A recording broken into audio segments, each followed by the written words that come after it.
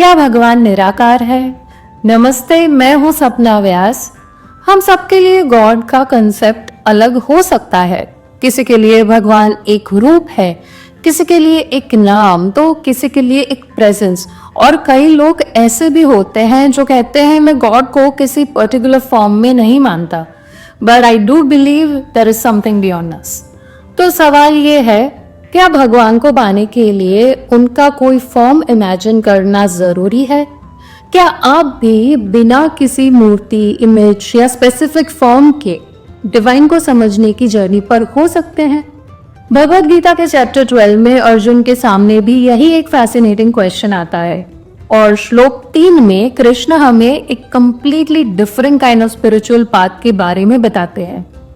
मैं भी भगवद गीता को समझने की जर्नी पर हूँ। मैं जो पढ़ रही हूँ, जो सीख रही हूँ और जो मुझे अपनी एवरीडे लाइफ से कनेक्ट होता हुआ नजर आ रहा है, वो मैं आपके साथ शेयर कर रही हूँ। तो आज देखते हैं कृष्णा इस श्लोक में एक्चुअली क्या कह रहे हैं। पिछले श्लोक में अर्जुन के सवाल का जवाब कृष्ण ने दिया। कृष्णा ने कहा था कि लोग अपने मन को उनमें स्थिर करके श्रद्धा के साथ उनकी उपासना करते हैं, वो उनके अकॉर्डिंग युक्तात्मा, सबसे अधिक युक्त माने जाते हैं। लेकिन यहाँ एक इंटरेस्टिंग बात आती है, कृष्ण ने सिर्फ एक फॉर्म की बात करके डिस्कशन खत्म नहीं किया है। अब वो एक दूसरी स्पिरिचुअल अप्रोच की तरफ ले जा रहे हैं। ऐसे लोग जो अक्षर, अव्यक्त, अनिर्देश्य यानी जो इम्पेरिशेबल है, अनमैनिफेस्ट है, जिसे डिफाइन नहीं किया जा सकता, उसकी उपासना करते हैं। तो कृष्ण अब हमें एक ऐसे डिवाइन की बात समझाना चाह रहे हैं जिसे हम देख नहीं सकते, डिफाइन नहीं कर सकते, लेकिन कंटेम्पलेट कर सकते हैं। श्लोक है, ये तो अक्षरम निर्देश्यम अव्यक्तम पर्युपासते सर्वत्र गमचिन्त्यं च कूटस्थमचलं ध्रुवम्। एक बार फिर से सुनते हैं, ये त्वक्षरम निर्देश्यम अव्यक्तम पर्युपासते सर्वत्र गमचिन्त्यं च कूटस्थमचलं ध्रुवम्। So all pervading, unchanging, eternal reality की उपासना करना, वो भी डिवाइन को पाने की एक स्पिरिचुअल जर्नी की बात है। यानी डिवाइन को सिर्फ एक विजिबल फॉर्म तक लिमिट नहीं किया जा रहा। इस श्लोक में बहुत सारे ब्यूटीफुल वर्ड्स हैं, लेकिन मैं सिर्फ कुछ इंपॉर्टेंट वर्ड्स पर रुकना चाहती हूँ।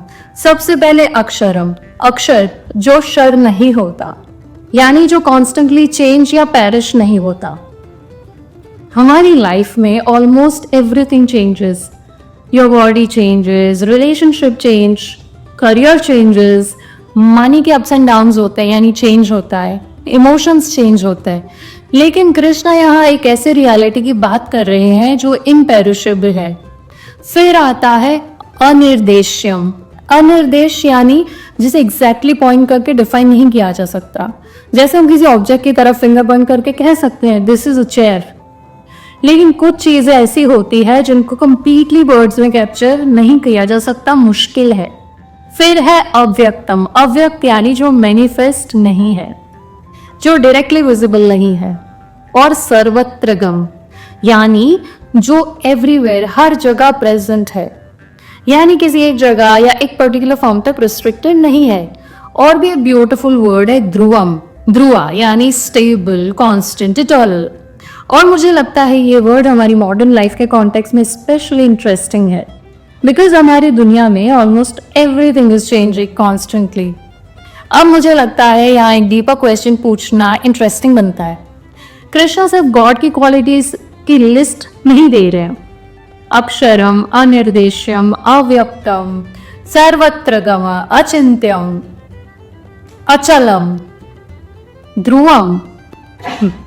मेरे लिए इसमें एक इंटरेस्टिंग थॉट ये है कि हम जिस रियलिटी को समझना चाहते हैं, शायद वो हमारी यूजुअल कैटेगरीज से बहुत बड़ी है। हम हर चीज को लेबल करना चाहते हैं, गुड और बैड, राइट और रॉन्ग, सक्सेस या फिर फेलियर, माइन और योर्स, दिस और दैट। बट कृष्णा यहाँ एक ऐसी रियलिटी की तरफ पॉइंट कर रहे हैं जो इन लिमिटेड कैटेगरीज में इजीली फिट नहीं होता।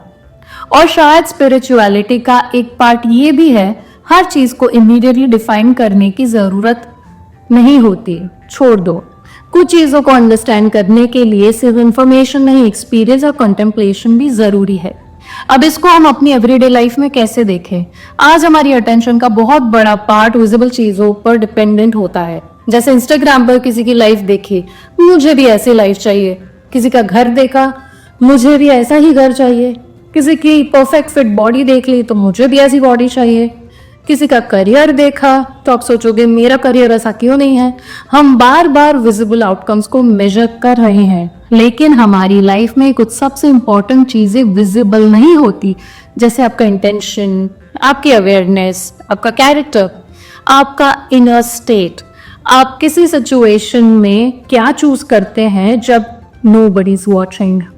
ये सब इंस्टाग्राम स्टोरी में अनफॉर्चुनेटली नहीं दिखता, और फिर भी शायद हमारी एक्चुअल लाइफ को शेप करने में इनका बहुत बड़ा रोल है। तो जब कृष्णा अव्यक्त की बात करते हैं, द अनमैनिफेस्ट, मुझे लगता है हम अपनी लाइफ में एक छोटी सी प्रैक्टिस कर सकते हैं।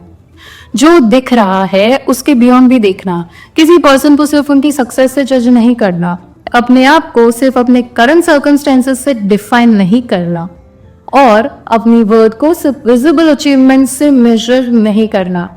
लेकिन यहाँ एक इम्पॉर्टेंट डिस्टिंक्शन है। इस श्लोक को सुनकर ये कंक्लूजन निकालना जरूरी नहीं है कि फॉर्म बेस्ड डिवोशन रॉन्ग है, बिल्कुल नहीं। कृष्ण यहाँ किसी एक बात को डिसमिस नहीं कर रहे हैं। चैप्टर 12 का लार्जर कॉन्वर्सेशन ही डिफरेंट अप्रोचेस को समझने का है। किसी के लिए डिवाइन को एक फॉर्म के थ्रू एक्सपीरियंस करना नेचुरल हो सकता है, किसी के लिए फॉर्मलेस रियलिटी को कॉन्टेम्पलेट करना। स्पिरिचुअलिटी को एक कंपटीशन बनाना शायद इस श्लोक का पॉइंट है ही नहीं।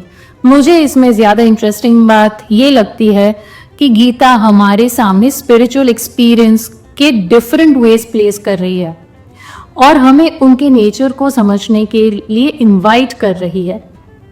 तो आज एक छोटी सी प्रैक्टिस ट्राई करते हैं। आज जब भी आप किसी चीज को देखकर इमीडिएटली जजमेंट बना ले, ये सक्सेसफुल है, ये फेलियर है, ये पर्सन ऐसा है, वैसा है, मैं ऐसे दिखती हूँ, मैं वैसी हूँ, बस एक सेकंड रुक जाइए, पॉज लीजिए और खुद से पूछिए, जो मुझे दिख रहा है क्या रियलिटी सिर्फ इतनी ही है? That's all. या कोई कॉम्प्लिकेटेड मेडिटेशन या कुछ नहीं है, कोई इलेबोरेट रिचुअल नहीं है, just one pause beyond the office.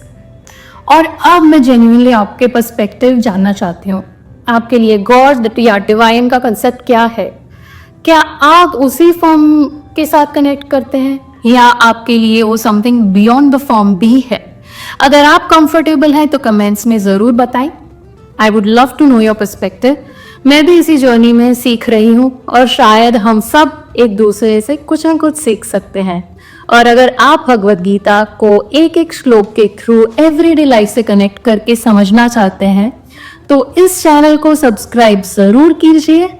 एक श्लोक, एक सवाल और लाइफ को देखने का एक अलग नजरिया। कल मिलते हैं अगले श्लोक के साथ। जय श्री कृष्णा।